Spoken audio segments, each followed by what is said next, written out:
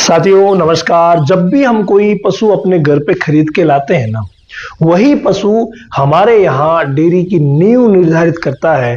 इसीलिए अगर पशु की खरीद के समय आपने सही ध्यान रख लिया, चाहे आप गाय खरीद रहे हैं या भैंस खरीद रहे हैं, खरीद के समय अगर आपने ध्यान रख लिया, और विशेष तौर से जब आप गाभिन गाय भैंस खरीदते हैं ना, उस समय तो आपको अपना दिमाग बहुत ज्यादा दौड़ाना रहता है। क्योंकि दूध निकालते हुए यानी कि ताजा ब्याई हुई को जब आप लाते हैं तो आपको पता रहता है कि किस तरीके से ये हमारे यहाँ परफॉर्म करेगी। बस थोड़ा बहुत ही फर्क पड़ सकता है, लेकिन अगर गाभिन को आप ला रहे हैं ना, तो उसके परफॉर्मेंस में तो बहुत ज्यादा अंतर आ सकता है। आपको उसके बारे में कुछ भी पता नहीं है। इसीलिए जब भी गाभिन गाय भैंस खरीदते हैं उस समय बहुत सारी बातें हैं जिनको ध्यान रखना चाहिए। आज मैं आपको 8-10 बातें ऐसी बताने जा रहा हूं जो आपको कंफर्म ध्यान रखनी ही चाहिए।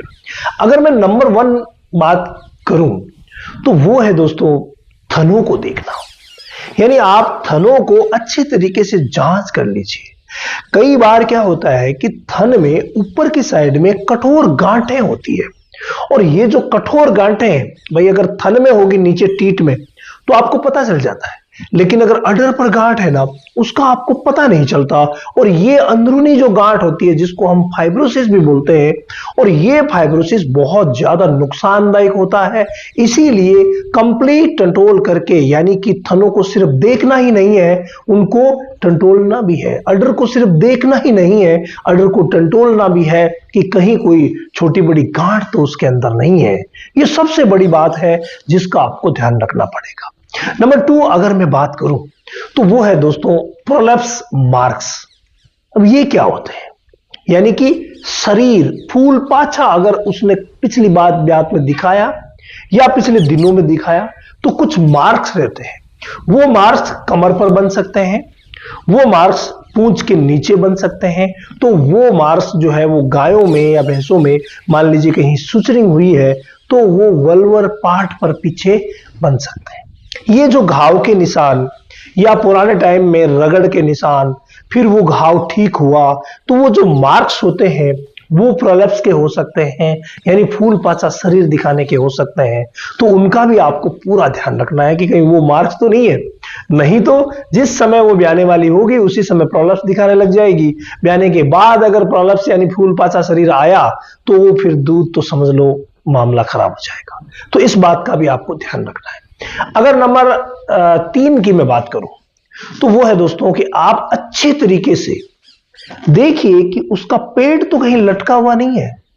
कई बार क्या होता है कि गाभिन गायों में, भैंसों में कम होता है, गायों में ये ज्यादा होता है कि पेट आपको एक तरफ से लटका हुआ मिलेगा। ऐसी गाय आपको नहीं लेनी है जिसका पेट ज्यादा लटका। देखो हल्का सा राइट साइड में फर्क पड़ता है, हल्का सा, वो आप महसूस कर लेंगे, वो कोई बात नहीं। लेकिन अगर ज्यादा पेट लटका हुआ है तो समझ लीजिए मामला खराब है। या राइट में लटकने की बजाय लेफ्ट में लटका हुआ नजर आ रहा है आपको, तो भाई मामला खराब है। तो पेट कभी भी लटका हुआ नहीं होना चाहिए, ये विशेष ध्यान रखिए। एकदम से सुडौल गठीला शरीर हो तभी वो आपके यहाँ अच्छी परफॉर्मेंस दे पाएगी। इसके अलावा अगर चौथी बात करूं तो वो है दोस्तों डिस्चार्ज। भाई कोई भी गाय भैंस खरीदते हैं, भैंस के तो डिस्चार्ज बिल्कुल ही नहीं होना चाहिए, पीछे से एकदम से सूखी होनी चाहिए, ये बहुत ज्यादा जरूरी है। लेकिन गाय भी अगर आप लेते हैं तो बगैर डिस्चार्ज वाले लें तो अच्छा रहेगा। हाँ, कभी कभार थोड़ा मोड़ा डिस्चार्ज देती है, कोई दिक्कत नहीं है, लेकिन जिसको गंदा डिस्चार्ज आएगा ना, वो तो आपको दूर से ही पता चल जाएगा कि हाँ यार ये गंदा डिस्चार्ज कैसे दे रही है। तो ऐसे डिस्चार्ज वाले को खरीदना भी बड़ा समस्याप्रद होता है। इसके अलावा ये जो डिस्चार्ज देने की बातें या अंदर कोई प्रॉब्लम की बातें होती है ना, तो एक बार जिस गाभिन को आप खरीद रहे हैं उसे गोबर पेशाब करते हुए देखिए। गोबर करते समय या पेशाब करते समय किसी भी तरीके का वो जोर नहीं कर रही है, पेशाब करने के बाद भी वो जोर लगाते हुए खड़ी नहीं रह रही है, इसका मतलब ठीक है। अगर जोर लगा रही है तो भाई वो खराब हो सकता है मामला। इसके अलावा एक विशेष बात आप ध्यान रखिएगा, और वो है ट्रांसपोर्ट के समय। जब आपने खरीदा है तो खरीदने के बाद आप अपने घर लाएंगे तो गाभिन को ज्यादा दूर से नहीं खरीदना है, ये विशेष ध्यान दीजिए। और ट्रांसपोर्टेशन के समय मैंने एक वीडियो बनाया था कि ट्रांसपोर्टेशन के समय कौन कौन सी दवाएं देनी चाहिए, किन किन बातों का ध्यान रखना चाहिए। मोहन भाई वो वीडियो आप डिस्क्रिप्शन में डाल देना ताकि सभी भाई देख सकें कि ट्रांसपोर्टेशन के समय में क्या सावधानियां रखनी है, तो वो भी बहुत ज्यादा जरूरी है। इसके अलावा जहां से भी आप ला रहे हैं, समय का पुख्ता पता कीजिए कि उसको क्रॉस या एआई कब करवाया था।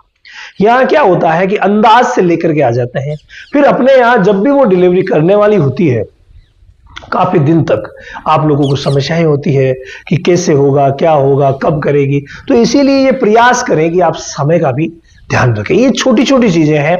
और अब छोटी चीजों में ही आती है चीज, वो है स्किन। अब चमड़ी को देखिए, कहीं चमड़ी रुकी सूखी तो नहीं है, आंखों में से कीचड़ तो नहीं आ रहा है, यानी कि पेट के कीड़े के सिम्टम तो नहीं है। अगर अगले पशुपालक भाई ने पेट के कीड़े की दवा नहीं दी है ना, तो वो कभी गोबर जो है वो टाइट करेगी, कभी काला सा करेगी, कभी उसमें म्यूकस आएगा, यानी जो सेमी सॉलिड फॉर्म होती है गोबर की वो नहीं मिलेगी। तो ऐसे में अगर कीड़े के लक्षण आ रहे हैं तो भी आप मत लीजिए। और मैं आपको बता दूं कि कीड़े के लक्षण वाला भी मोहन भाई वो वीडियो आप जरूर डालना यार, क्योंकि आप लोग देखोगे ना डिटेल से मैंने वहां विद फोटोग्राफ्स डाला है कि भाई किस तरीके से आप पता कर सकते हैं। तो ये बात कीड़ों वाली भी आप पूरा ध्यान दीजिए। इसके अलावा अगली मैं अगर बात करूं स्किन और आंखों के बाद, जोर लगाने के बाद, गोबर के बाद, पेशाब के बाद, तो वो बात है दोस्तों शरीर पर गांठें होना। अगर शरीर पर जगह जगह गांठें हैं ना, उस भैंस को भी आप नहीं लेंगे, चाहे वो कान के नीचे है, चाहे वो पूंछ के नीचे है, चाहे वो शरीर पर कहीं पर भी है।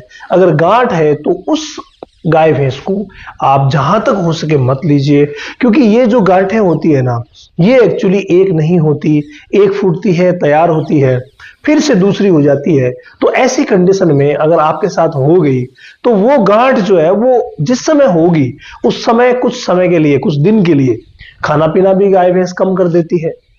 और जब आपको पता है कि दर्द होगा, उसमें पस होगी, खाना पीना कम करेगी, तो भाई जाहिर है कि वो दूध सुखा जाएगी। तो ऐसी स्थिति में ऐसी गाय जो गांठ वाली है वो भी आपको नहीं लानी है। ये कुछ स्टेप्स थे जो आप लोगों तक पहुंचाना बहुत ज्यादा जरूरी था। कमेंट आ रहे थे ज्ञापिन को लेकर के, तो भाई ज्ञापिन अगर आप खरीद रहे हैं ना तो इन बातों का ध्यान रखिए। इसके अलावा सबसे बड़ी बात ट्रेनिंग प्रोग्राम। आपको बगैर ट्रेनिंग किए ना तो पशु रखना है और ना ही आगे अपने पशुपालन को बढ़ाना है, यानी कि डेयरी की तरफ तो आप सोच ही नहीं सकते जब तक साइंटिफिक बेस्ड नॉलेज वाली ट्रेनिंग नहीं ले लेते। और यही ट्रेनिंग हमारे रामावत एनिमल ऐप पर आपको मिलेगी, जहां कंप्लीट साइंटिफिक बेस्ड नॉलेज मिलेगा। वहां डेमो क्लास भी है, अगर आपको समझ में आता है तो आप ज्वाइन कर सकते हैं। अभी यह ट्रेनिंग आपको मात्र डाटा खर्च में मिल रही है, तो भाई जाइए और इस ट्रेनिंग का लाभ उठाइए, ताकि साइंटिफिक बेस्ड कंप्लीट नॉलेज होगा तभी आप आगे बढ़ पाएंगे।